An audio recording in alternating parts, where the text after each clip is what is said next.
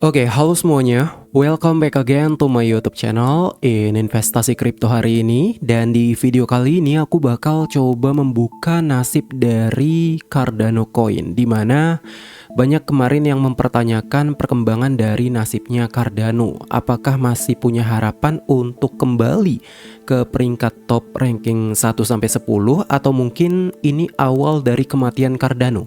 Mari kita bahas secara detailnya. Tapi sebelum lanjut, disclaimer on dulu ya, bahwa video ini murni untuk tujuan edukasi serta informasi saja, bukan saran investasi, bukan saran keuangan. Jadi pastikan teman-teman lakukan aksi DYOR untuk meriset secara mandiri marketnya masing-masing.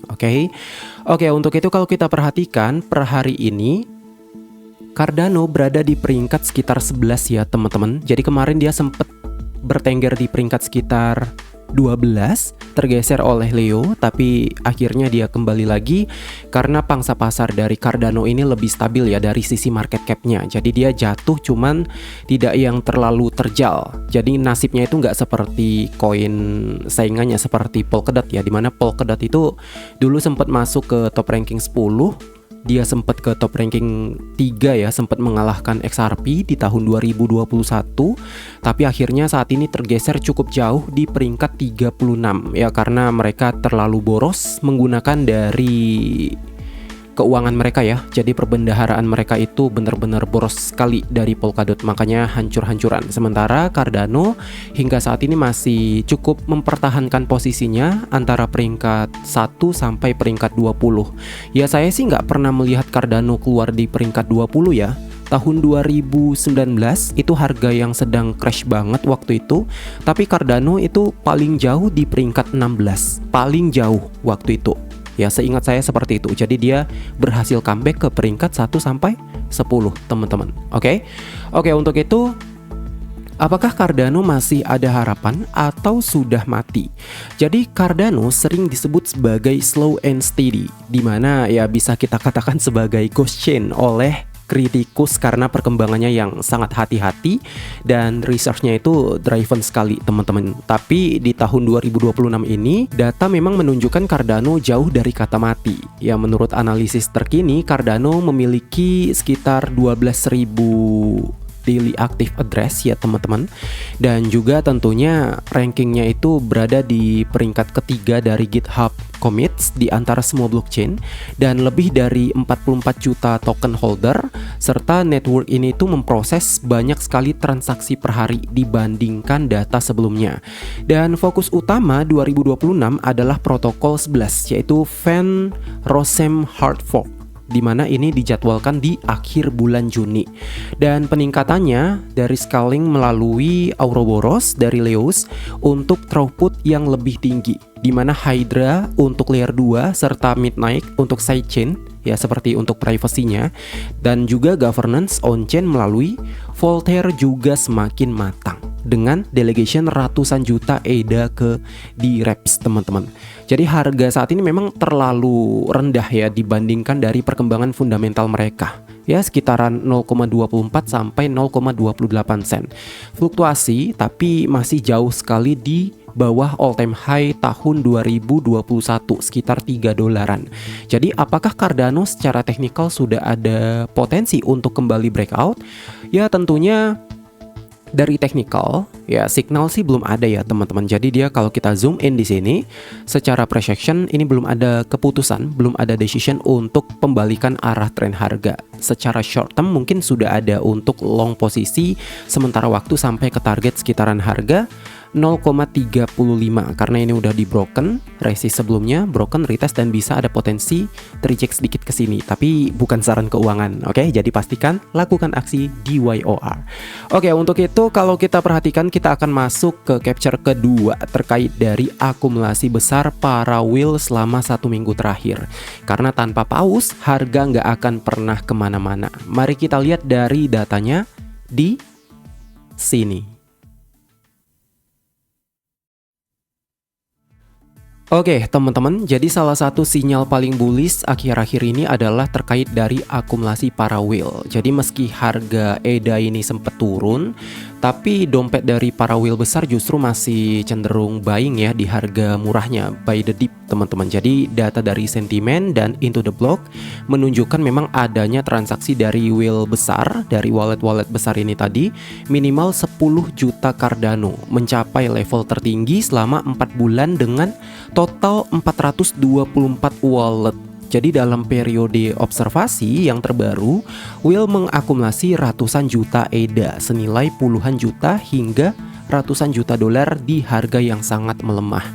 Dan dari data terakhir per bulan Mei 2026, kita bisa perhatikan di sini ya teman-teman, pola akumulasi masih terus berlanjut.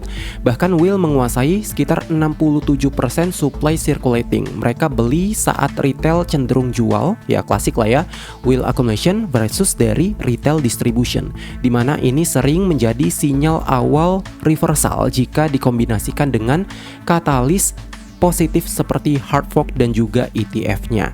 Ya, volume trading juga sempat spike up yang menandakan memang minat institusional itu masih ada peningkatan meski harga masih sideways di bawah 30 senan. Jadi akumulasi ini memang menunjukkan kepercayaan untuk jangka panjang mereka terhadap Cardano. Cuma ya memang secara sentimen Cardano saat ini itu ya cukup boring, teman-teman. Kenapa boring? Karena harganya stagnan, kemudian dari adopsi TVL, adopsi DeFi, Cardano ini kalah saing dengan beberapa rivalnya, teman-teman, seperti ada di Sui ya, atau mungkin seperti Avalanche.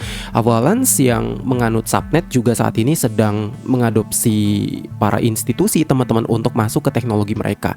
Sedangkan Cardano ini karena dia kayak risetnya terlalu lama hingga membuat investor yang lain yang sudah besar ini pada masuk ke market-market yang punya fundamental di atas Cardano. Jadi ya Cardano kalah saing saat ini, teman-teman. Ya untuk target saat ini kita nggak tahu kedepannya gimana ya. Dan juga dari Finality Block kemarin itu dikalahkan dari Ton ya teman-teman, si Pavel. Jadi dia kayak dibuat one day untuk final blocknya. Sebenarnya nggak satu hari juga sih, sekitaran 15 menit lah paling lama dari Cardano ya untuk finality blocknya tadi dalam blockchainnya. Cuman ya balik lagi itu cuma kayak jokes untuk menjatuhkan project lainnya, teman-teman. Ya Cardano itu nggak selambat itu sebenarnya. Oke, untuk itu kita masuk ke capture ketiga terkait dari investor besar dan institusi yang sudah berinvestasi di Cardano. Jadi kalau kita perhatikan teman-teman, Cardano ini memang semakin menarik perhatian institusi karena memang ada beberapa nama besar yang berinvestasi di dalamnya seperti Grayscale Investment, kemudian Hashtag Nasdaq CME Crypto Index ETF, lalu ada Cardano Foundation ya, dan juga ada Draper Dragon, tim Drapernya sendiri, teman-teman, di mana ini melalui Orion Fund ada proposal penarikan 50 juta Cardano dari Treasury untuk venture fund yang targetkan 75 sampai 80 juta dolar total untuk fokus pengembangan ekosistem. Inilah yang membawa jaringan visi institusional. Ya, tentunya teman-teman, meskipun memang secara adopsi sudah ramai, cuma ya lagi dan lagi Cardano ini terlalu lambat dari pengembangannya. Kita jujur-jujuran aja ya teman-teman, memang Cardano paling lambat dibanding rival lainnya seperti Avalanche, Sui, Aptos dan lain-lain. Itu benar-benar Cardano ini lambat sekali. Cuman memang karena kepercayaan investor masih besar, maka dari itu harganya masih bertahan meskipun dia sideways cukup panjang. Jadi kita bisa perhatikan dari data holding Cardano di Grayscale Value, di sini terlihat ada 18,17% dari supply itu sedang di hodl oleh institusi Grayscale, teman-teman, yang artinya memang mereka masih percaya terhadap target jangka panjang dari Cardano sendiri gitu ya. Bahkan saat ini Ethereum itu di bawah Solana, dan Ethereum mungkin suatu saat bisa dikalahkan oleh Cardano, maybe, kita nggak tahu ya. Cuman ya memang dari peringkat sih Solana masih menguasai pasar meskipun memang isinya masih terlalu banyak meme coin gitu ya. Oke, selanjutnya teman-teman, kita akan masuk ke data kesimpulan dari Cardano. Kesimpulannya apa? Ya Cardano memang belum mati.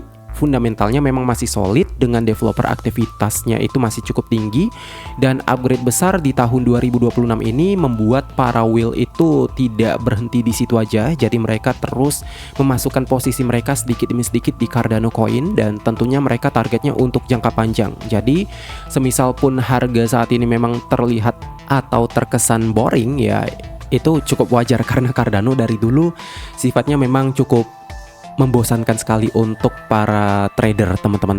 Bahkan di tahun 2025 kemarin dia nggak mendapatkan posisi bull run-nya, teman-teman. Jadi bull run itu kayak ya nggak dapat posisinya, hanya naik sedikit aja dan tidak mencetak bahkan setengah all time high saja tidak kena targetnya. Jadi so far ya Cardano masih sangat-sangat boring sekali untuk target saat ini. So kesimpulannya untuk target jangka panjang memang masih bagus. Secara perkembangan mereka masih ya grow terus ya teman-teman. Cuman memang dari minat adopsi institusi besar dia tidak sebesar seperti Avalanche, tidak sebesar seperti Solana, atau mungkin seperti Sui, teman-teman. Jadi Cardano masih ketinggalan sekali untuk targetnya saat ini. Oke, jadi gimana menurut kalian? Apakah Cardano masih worth it di tahun 2026?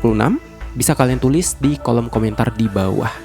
Jadi mungkin sampai sini saja dulu pembahasan kita terkait dari perkembangan Cardano ekosistem hari ini. Dan semoga ada harapan untuk Cardano bisa grow lagi, bisa spike lagi harganya ke atas. Kita doakan saja semoga project ini masih bertahan menuju tahun 2030 mendatang. Oke? Jadi mungkin sampai sini saja dulu pembahasannya. Terima kasih buat teman-teman semua yang sudah pantengin video ini sampai selesai. Sampai jumpa di video berikutnya.